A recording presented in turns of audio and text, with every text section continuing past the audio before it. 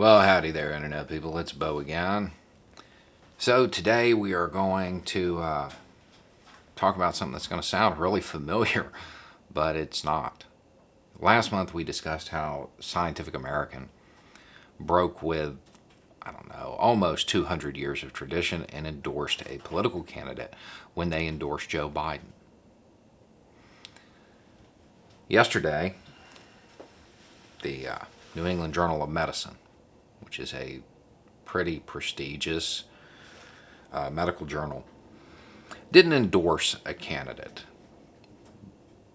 but they had some things to say, and this is a journal that is notoriously apolitical. When it comes to the response to the largest public health crisis of our time, our current political leaders have demonstrated that they are dangerously incompetent. We should not abet them and enable the deaths of thousands more Americans by allowing them to keep their jobs. The response of our nation's leaders has been consistently inadequate. This crisis has produced a test of leadership. Here in the United States, our leaders have failed that test. They have taken a crisis and turned it into a tragedy.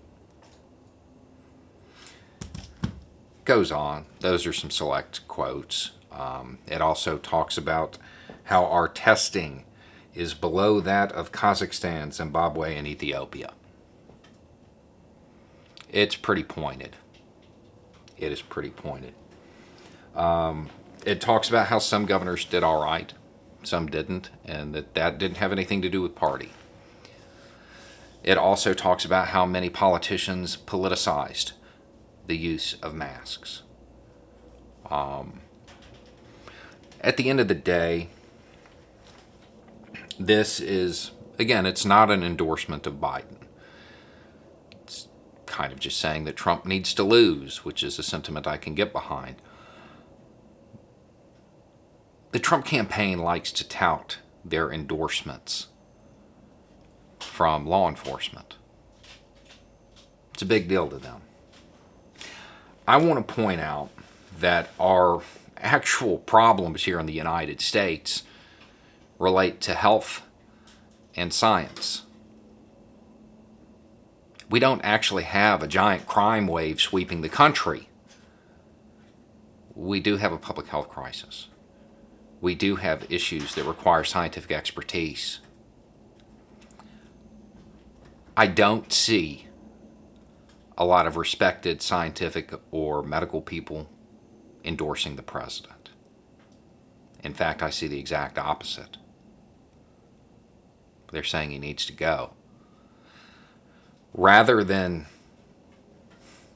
just continuing to ignore the people who may know what they're talking about, we might want to heed their advice. We might want to heed their advice. In case I didn't mention it, the New England Journal of Medicine, they don't endorse candidates either. But this situation is so bad that they felt they needed to speak up, and it was signed by 35 of their editors. It's a pretty stunning rebuke of the handling of this issue in this country, and it's something we should probably pay attention to. Anyway, it's just a thought. Y'all have a good day.